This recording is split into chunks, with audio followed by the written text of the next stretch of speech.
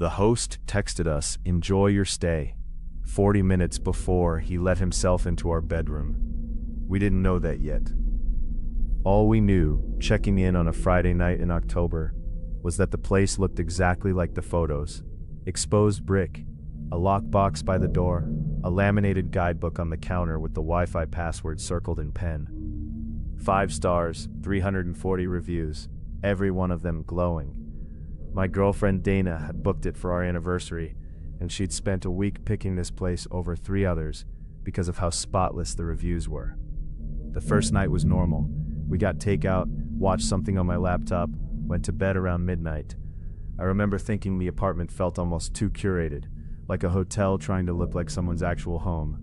There were candles that had never been lit, and a bookshelf arranged by color. The next morning, my shoes were by the door instead of by the couch where I'd left them. I didn't say anything. People move things. Maybe the cleaner had come by, even though there wasn't supposed to be a cleaner until checkout. That afternoon, Dana noticed the thermostat had been bumped down 4 degrees from where she'd set it. Then the kitchen light, which we'd both sworn we turned off before leaving for a walk, was on when we got back. On top of that, the coffee mug I'd used that morning and left in the sink was sitting clean and dry in the drying rack.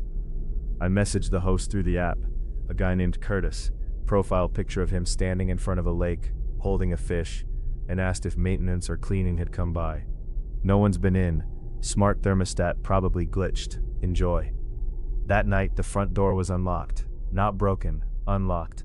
We'd both watched each other lock it before bed, the same deadbolt turn we'd done every night since checking in. Dana wanted to leave right then. I told her we'd already paid for 2 nights and we were being paranoid, that there was probably some explanation involving smart home settings we didn't understand. But I also drove to a hardware store 40 minutes away and bought a battery-powered travel camera the size of a matchbox, the kind hunters use to track deer. I tucked it into the bookshelf between 2 candles, angled at the living room, and we left for dinner like nothing was different. We came back, ate, went to bed. I couldn't sleep. Around 1 a.m. I pulled up the footage on my phone under the blanket, Dana already asleep beside me. At 9:47 p.m., while we were still at the restaurant 40 minutes away, the front door opened with a key. Curtis walked in, not rushed, not looking for anything specific, moving through the space like he was visiting his own house instead of breaking into someone else's rental. He picked up Dana's paperback off the coffee table and read the back cover before setting it down exactly where it had been. He opened my duffel bag on the floor and looked inside without taking anything, just looking. He sat down on the couch for almost 6 minutes, completely still, before he got up, turned off the kitchen light, and locked the door behind him on his way out. He'd been inside our space the entire time we thought we were alone in it, and he'd left everything so precisely arranged that if I hadn't set up that camera, we never would have known. I didn't sleep after that. At 6 a.m., we packed and left without saying anything to Curtis, driving straight to the police station in the next town over. The officer who took our statement wasn't surprised. He told us, off the record, that they'd gotten 2 similar complaints about that address in the past year. Both guests had been refunded quietly and asked to take down their reviews before the case ever reached a formal report. Airbnb eventually pulled the listing after we filed our report and attached the footage. Curtis's account was suspended within days. We never found out what he was looking for, or if he was looking for anything at all, or how many other guests had slept in that apartment thinking they were the only ones with a key. Dana still checks the batteries on that travel camera before every trip we take. I've stopped believing a 5-star rating means an empty house when you're not in it.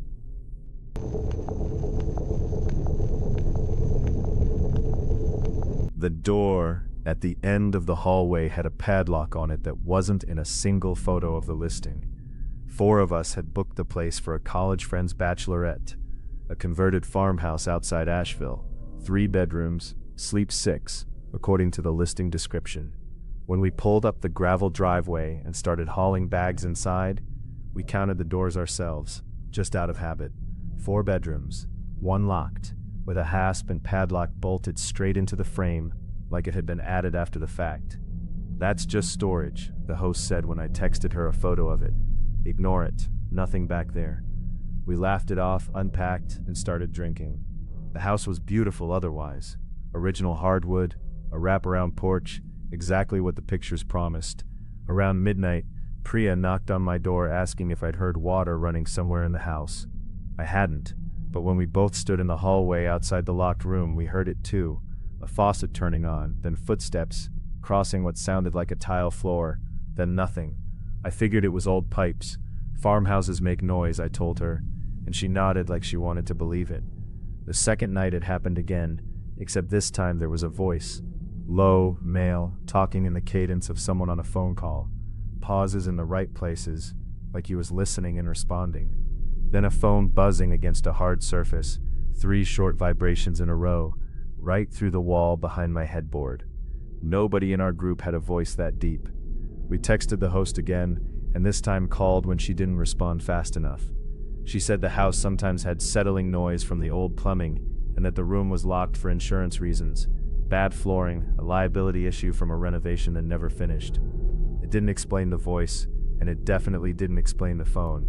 None of us slept well that night, and by morning, we'd started leaving lights on in the hallway.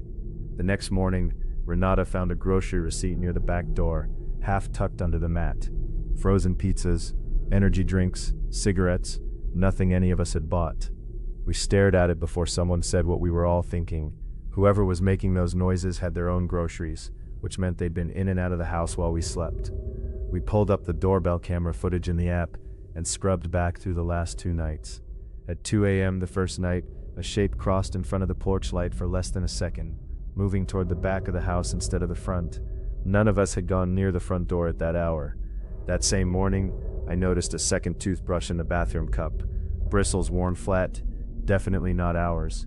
Nobody said anything out loud, we just left it there. Priya pointed out muddy footprints leading straight down the hallway to the locked room, stopping right at the threshold. That evening, I caught someone standing at the far end of the hallway, half in shadow, still enough that I thought it was one of my friends, until it stepped back and the padlock clicked shut. By the third afternoon, everyone but me had gone into town for lunch and a winery tour. I stayed behind with a headache, lying on the couch under a blanket, half asleep, when I heard the padlock click from the inside of the door. I sat up fast. The door at the end of the hall opened, and a man walked out carrying 2 grocery bags, wearing socks and sweatpants, like he'd been living there for weeks, maybe mid-30s. He saw me on the couch and froze for half a second before saying, "Hey, sorry, didn't know anyone was still here," and walking straight through the kitchen and out the back door, like it was the most routine thing in the world, like he'd made that exact walk hundreds of times. I called the host in a panic instead of texting, hands shaking. It took 3 rings before she picked up. She admitted it slowly, in pieces, like she was hoping I'd stop asking questions before she got to the end. The back room was rented separately, long-term, to a tenant who paid her directly in cash and stayed off the platform entirely. She'd never planned to tell guests, because the tenant kept to himself and it had never been an issue before. She said it like she was explaining a scheduling overlap, not the fact that a stranger with his own key had been 12 feet from where we slept for 3 nights. We packed up that evening and drove 2 hours to a motel instead of staying for our last night. None of us willing to be in that house after dark again. Airbnb refunded the stay after we reported it, and the listing disappeared within the week, though nobody ever told us what happened to the man who still had a key to a house that wasn't supposed to have anyone else living in it. Somewhere out there, that man is probably still living in someone else's spare room, groceries in hand, waiting for the next set of guests to stop noticing the noise.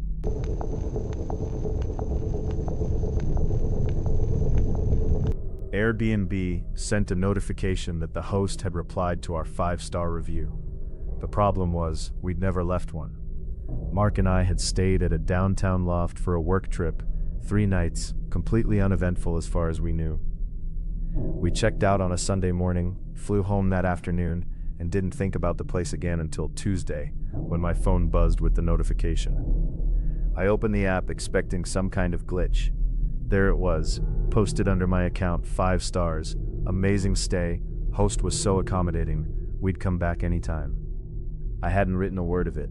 Mark hadn't either, and he was standing right next to me when I read it out loud, both of us checking the account name twice to make sure it really said mine. That's when Mark went quiet and reminded me about the second night, how we'd come back from dinner to find his suitcase sitting open on the wrong side of the bed, and the balcony door unlocked when we both remembered latching it before we left. We'd chalked it up to being tired, to not remembering things right after a few drinks. Neither of us had said it out loud at the time, but neither of us had really believed it either. We scrolled down to the host's reply, thanking us by name for mentioning how quiet the building was, even with the late checkout adjustment on our last night. We hadn't had a late checkout. We'd left right at 11 a.m., exactly when the listing required, and I had the Uber receipt to prove it. I changed my Airbnb password immediately and called support. The rep was polite but slow, telling me these things sometimes happen with account syncing errors, and that she'd flag it for review. I didn't believe her, and I said so. She put me on hold for what felt like 20 minutes. While I waited, Mark started scrolling through the host's other listings and reviews, going back months, looking for anything that matched what had happened to us. He found a pattern: 1-star reviews scattered every few weeks, always about the same things: unexplained noises at night, doors unlocked that guests swore they'd locked before bed, a general sense of things not adding up inside the apartment. Every single one of those 1-star reviews had been posted, stayed up for a week or two, and then vanished, replaced eventually by glowing 5-star ones from the exact same accounts that had posted the complaints. Including, we now realized, ours. When support finally came back on the line, they confirmed what we already suspected, though it took another 2 calls to get a straight answer. The host had gained access to guest accounts through reused passwords, the same email and password combination guests had used to sign up for the platform in the first place, almost certainly pulled from an old data breach circulating online.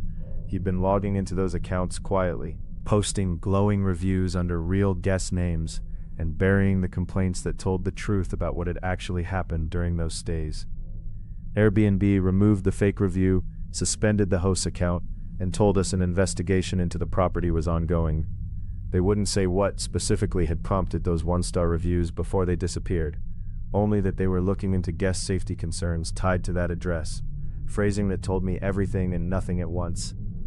Curious and a little unable to let it go, Mark found one of the deleted reviews cached in a Google search result from a few months earlier. A previous guest had written that they'd come back from dinner to find the deadbolt unlocked and a lamp moved to a different side of the room, almost the exact thing that had supposedly happened on our late checkout night. The review had been up for 9 days before it disappeared, replaced by 5 stars from the same account 2 weeks later. Reading it felt like reading a description of something that hadn't happened to us yet, in someone else's words, except it had a timestamp from before we'd even booked the place. I never found out what happened during our late checkout that never happened. I just know somebody, somewhere, sat in that apartment after we'd already flown home and decided it was worth lying about.